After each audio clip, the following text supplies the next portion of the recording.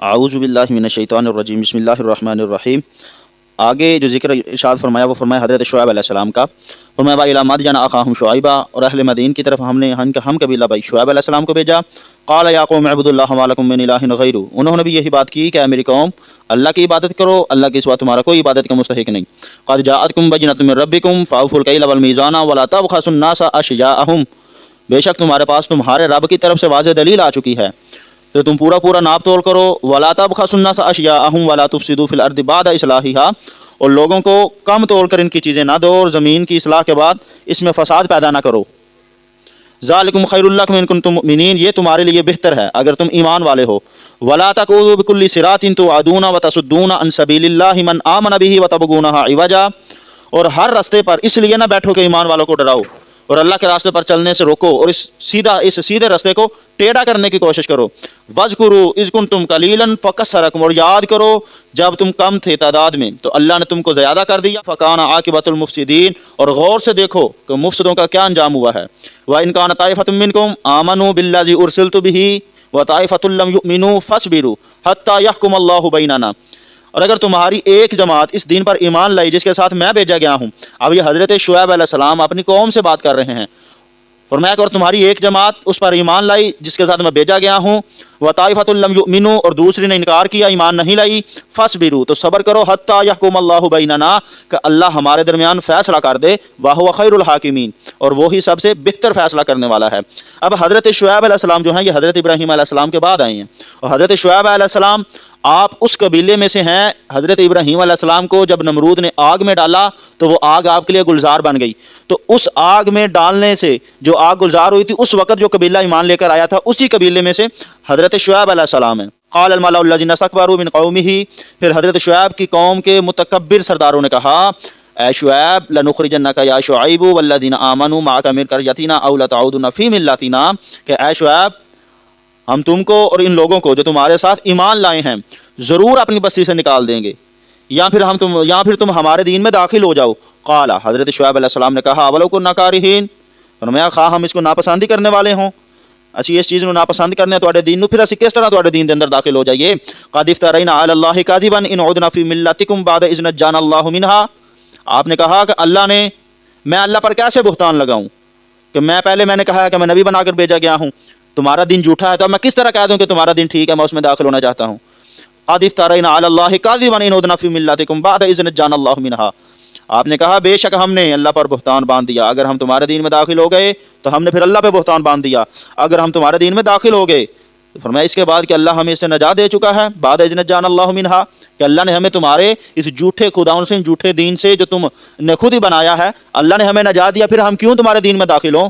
वमा यकूनु लना अन नऊद फ़ीहा इल्ला अन यशा अल्लाहु रब्बुना, फरमाया हमारे लिए इस दीन में दाखिल होना मुमकिन ही नहीं है सिवाय इसके कि अल्लाह ही चाहे जो हमारा रब है। वासिया रब्बुना कुल्ला शैइन इल्मा, और हमारा रब हर चीज़ को गेड़े हुए है, हमारे रब को हर चीज़ का इल्म है।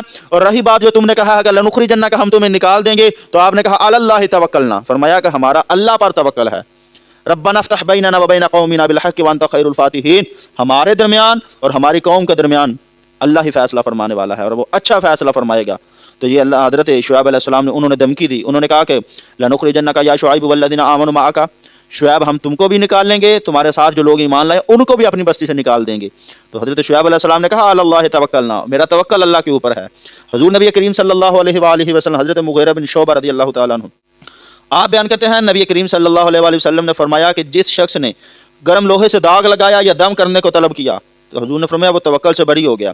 अब ये हदीस मुबारक अगर ज़ाहिरन देखी जाए तो अगर कोई दम करवाने जाता है तो वो भी अल्लाह के तवक्कल से बरी हो जाता है, यानी कि वो अल्लाह के तवक्कल से निकल गया। अगर किसी ने गर्म लोहा अपने जिस्म के ऊपर लगाया, दाग लगाया, तो वो भी तवक्कल से निकल गया। लेकिन इसका ज़ाहिरन ये मतलब नहीं है कि अगर कोई दम कराएगा तो वो तवक्कल से बरी उस ज़िम्मा है, क्योंकि अगर इस तरह हो तो फिर डॉक्टर के पास बंदा जाने वाला वो भी तवक्कल से बरी है, हकीम के पास जाने वाला वो भी तवक्कल से बरी है, मेडिसिन खाने वाला वो भी तवक्कल से बरी है। चूंकि शिफा देने वाला तो अल्लाह है, तो उसने डॉक्टर के पास गया अल्लाह को छोड़ के, इस तरह अल्लाह को छोड़ के वो दम कराने वाले के पास गया था तो वो तवक्कल से बरी हो गया था। इसी तरह अगर वो अल्लाह को छोड़ के डॉक्टर के पास गया तो तवक्कल से बरी हो गया, پھر تو یہ بھی مراد ہوگی، لیکن اس طرح نہیں ہے۔ حضرت جابر رضی اللہ تعالیٰ عنہ آپ بیان کرتے ہیں کہ نبی کریم صلی اللہ علیہ وآلہ وسلم نے فرمایا ہر بیماری کی دعا ہے، تو جب کسی بیماری کی دعا حاصل ہو جائے تو وہ اللہ کے اذن سے تندرست ہو جاتا ہے، اللہ کے حکم سے وہ تندرست ہو جاتا ہے۔ اب دیکھیں حضور نے فرمایا کہ ہر بیماری کی دوا موجود ہے، یعنی کہ دوا کھانا نبی کریم صلی اللہ علیہ وآلہ وسلم کے فرمان سے ثابت ہے۔ حضرت ابو ہریرہ رضی اللہ تعالیٰ عنہ آپ بیان کرتے ہیں کہ نبی کریم صلی اللہ علیہ وآلہ وسلم نے فرمایا اللہ نے کوئی بیماری نازل نہیں کی مگر اس کی دوا بھی نازل کی ہے، یعنی کہ اگر بیماری ہے تو دوا بھی ہے، بندہ دوا کھانے والا اللہ کے توکل سے بری ہو جائے گا۔ حضرت جابر رضی اللہ تعالیٰ عنہ آپ بیان کرتے ہیں کہ نبی کریم صلی اللہ علیہ وآلہ وسلم نے حضرت ابی بن کعب کی طرف ایک طبیب بھیجا، اس نے ان کی ایک راگ کاٹ دی، پھر اس پر گرم لوہے سے داغ لگایا۔ اب دیکھیں یہ صحیح مسلم میں بھی حدیث موجود ہے، داؤد میں بھی موجود ہے، ابن ماجہ میں بھی موجود ہے، مسند احمد میں بھی موجود ہے۔ پیچھے نبی کریم صلی اللہ علیہ وآلہ حضرت مغیرہ بن شعبہ رضی اللہ تعالیٰ عنہ آپ والی جو بیان کردہ حدیث مبارکہ اس میں حضور نے فرمایا جس نے داغ لگایا گرم لوہے سے وہ اللہ کے توکل سے بری ہو گیا۔ لیکن یہاں پہ حضرت جابر کہتے ہیں کہ حضور نے حضرت ابی بن کعب کی طرف حکیم کو بھیجا، طبیب کو بھیجا، اس نے جا کے آپ کی ایک رگ کاٹی، پھر اس کے بعد اس کے اوپر گرم لوہے سے داغ لگایا۔ تو کیا حضرت ابی بن کعب اللہ کے توکل سے بری ہو گئے؟ انہوں نے اللہ پہ توکل نہیں کیا؟ اس سے مراد یہ ہے کہ جس نے محض گرم لوہے کے اوپر ہی سہارا لیا کہ یہ گرم لوہا ہی ہمیں تندرست کر سکتا ہے یا شفا دے سکتا ہے، وہ اللہ کے توکل سے بری ہوا ہے۔ یا یہ صرف دم کروانا یہی ہمیں شفا دے سکتا ہے یا صرف یہی ہماری تندرستی کا سبب بن سکتا ہے، وہ توکل سے بری ہوا، نہ کہ وہ بندہ کہ دم وہ کرواتا ہے اور وہ یہ کہتا ہے کہ حقیقی شفا دینے والا اللہ ہے۔ ڈاکٹر کے پاس وہ جاتا ہے لیکن وہ کہتا ہے کہ حقیقی شفا دینے والا اللہ ہے۔ وہ دم کروانے کے لیے تو جاتا ہے لیکن وہ یہ کہتا ہے کہ دم کرنے والا شفا نہیں دیتا، شفا اللہ رب العزت دیتا ہے۔ حضرت انس رضی اللہ تعالیٰ عنہ آپ بیان کرتے ہیں نبی کریم صلی اللہ علیہ وآلہ وسلم نے گردن کے دونوں جانب، اپنی گردن کے حضور نے دونوں جانب رگوں اور کاندھوں کے درمیان حضور فصد لگواتے تھے۔ اب یہاں پہ دیکھیں، اور آپ کہتے ہیں کہ حضور آپ 17، 19 اور 21 تاریخ کو فصد لگواتے تھے۔ تو نبی کریم صلی اللہ علیہ وآلہ وسلم اگر فصد لگواتے تھے تو کیا حضور یہ سوچ کے فصد لگواتے تھے کہ یہ جو فصد ہے یہ شفا دینے والا ہے؟ بلکہ حقیقی شفا دینے والا اللہ ہے، لیکن یہ سبب جو اختیار کیا ہے یہ نبی علیہ السلام کی سنت ہے سبب کو اختیار کرنا۔ حضرت سہل بن سعد رضی اللہ تعالیٰ عنہ سے سوال کیا گیا کہ نبی کریم صلی اللہ علیہ وآلہ وسلم کا کس چیز سے علاج کیا جاتا تھا؟ تو انہوں نے کہا اس چیز سے مجھ سے زیادہ جاننے والا کوئی باقی نہیں ہے، یعنی کہ اس چیز کو جتنے لوگ اب موجود ہیں ان میں سے اس چیز کو سب سے زیادہ میں ہی جاننے والا ہوں کہ حضور کا کس چیز سے علاج کیا جاتا تھا۔ تو آپ نے کہا کہ حضرت علی رضی اللہ تعالیٰ عنہ جب احد میں حضور زخمی ہوئے تو حضرت علی رضی اللہ تعالیٰ عنہ آپ اپنی ڈال میں پانی لے کر آتے تھے، حضرت فاطمہ سے زخم کو دھوتی تھیں، پھر چٹائی کو جلایا گیا اور اس کو راکھ زخم پر رکھ دی گئی، یعنی کہ پھر چٹائی کی جو سوا بنا کر اس کی راکھ بنا کر حضور نبی کریم صلی اللہ علیہ وآلہ وسلم کے زخم میں بر دی گئی۔ تو یہ بخاری شریف میں بھی موجود ہے، مسلم شریف میں بھی موجود ہے، ترمذی میں بھی موجود ہے۔ تو یہ حضور نبی کریم صلی اللہ علیہ وآلہ وسلم کی سنت ہے۔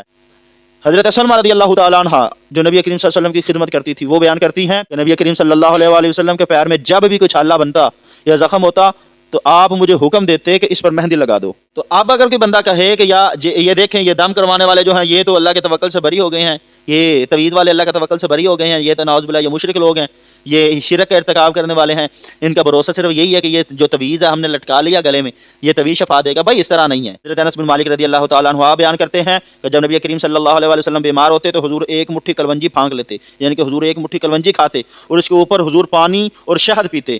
اب دیکھیں نبی کریم صلی اللہ علیہ وسلم جب بھی بیمار ہوتے تو حضور یہ کام کرتے، تو اب کیا حضور نبی کریم صلی اللہ علیہ وسلم کو توکل نہیں تھا کہ شفا دینے والا تو اللہ ہے؟ بھائی حضور نبی کریم صلی اللہ علیہ وآلہ وسلم جب بھی غار حرا میں جاتے تو حضور کئی دنوں کا کھانا ساتھ لے کر جاتے، اب کھانا دینے والا تو اللہ ہے تو کیا حضور توکل سے بری ہو جاتے تھے؟ بلکہ حضور نبی کریم صلی اللہ علیہ وآلہ وسلم اپنی بیویوں کو ازواج مطہرات کو 1 سال کی خوراک بھی فراہم کرتے تھے، تو کیا حضور اور حضور نبی کریم صلی اللہ علیہ وسلم کی بیویوں کو اللہ پر توکل نہیں تھا؟ حضور نبی کریم صلی اللہ علیہ وآلہ وسلم جب جنگ احد میں گئے حضور تو حضور نے 2 زریں پہن رکھی تھیں، تو حضور بیماری میں علاج کرواتے تھے، دم کرتے تھے، دم کرواتے تھے، حضور نے یہ جو 2 زریں پہن رکھی تھیں، حضور نبی کریم صلی اللہ علیہ وآلہ وسلم کا اللہ پہ توکل نہیں تھا اس لیے 2 زریں پہنی تھیں۔ خدا کا خوف کریں، بلکہ اللہ رب العزت پر حقیقتاً جو حق ہے توکل کا اس کا معنی یہ ہے کہ تم یہ یقین رکھو کہ ہر چیز کو وجود میں لانے والا صرف اللہ ہے، اور کسی چیز کا ملنا یا نہ ملنا، نفع اور نقصان، فقر اور غنا، مرض اور صحت، امتحان میں کامیابی یا ناکامی، موت اور حیات اور ان کے علاوہ دوسری چیزیں سب اللہ تعالیٰ کی قدرت اور اختیار میں ہیں۔ پھر اس یقین کے ساتھ اپنے مطلوب کو حاصل کرنے کے لیے سبب کو بروئے کار لاؤ، سبب کو اختیار کرو۔ جیسا کہ پرندے شام کو واپس گھر آتے ہیں، صبح نکلتے ہیں رزق کی تلاش کے لیے، اب وہ وہیں پر بیٹھے رہیں کہ ہمارا تو اللہ پہ توکل ہے، ہمیں تو اللہ رزق دے دے گا یہاں پر بیٹھے بیٹھے. تو اس طرح نہیں، توکل وہ اللہ پہ کر کے صبح اسباب اختیار کرتے ہیں، وہ نکلتے ضرور ہیں لیکن توکل ان کا اپنے رب کے اوپر ہی ہوتا ہے. تو حضرت شعیب علیہ السلام کو جب دھمکی دی گئی کہ لنخرجنک کا، ہم تمہیں نکال دیں گے، تو حضرت شعیب علیہ السلام نے کہا اللہ توکلنا، ہمارا توکل اپنے رب کے اوپر ہے.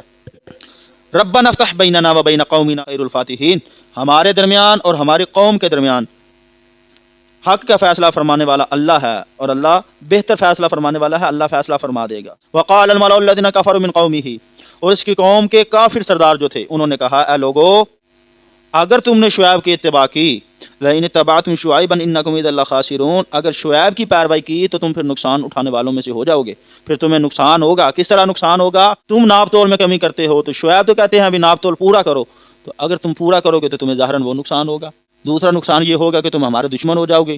تیسرا نقصان یہ ہوگا کہ ہم تمہاری حمایت نہیں کریں گے، ہم تمہارا بائک آؤٹ کر دیں گے. اللہ ارشاد فرمایا فآخذتهم الرجفۃ فاصبحوا فی دارہم جاثمین، سو ان کو ایک ہولناک آواز نے پکڑ لیا اور صبح کے وقت وہ اپنے گھروں میں مردہ حالت میں پڑے ہوئے تھے، اوندے منہ پڑے ہوئے تھے. الذین کذبوا شعیبا کأن لم یغنوا فیہا، جن لوگوں نے شعیب علیہ السلام کی تکذیب کی تھی وہ صفحہ ہستی سے اللہ ارشاد فرمایا اس طرح مٹ گئے کہ گویا کبھی ان کے گھروں میں بسنے والے تھے ہی نہیں. الذین کذبوا شعیبا کانوا هم الخاسرین، جن لوگوں نے شعیب علیہ السلام کی تکذیب کی تھی وہ نقصان اٹھانے والے تھے، نہ کہ وہ جنہوں نے پیروی کی تھی. فتولی عنہم، پھر شعیب علیہ السلام سے ان سے کنارہ کش ہو گئی. قال یا قوم لقد ابلغتکم رسالات ربی، پھر شعیب علیہ السلام نے کہا میری قوم میں نے تمہیں اپنے رب کے پیغامات پہنچا دیے تھے. ونصحت لکم،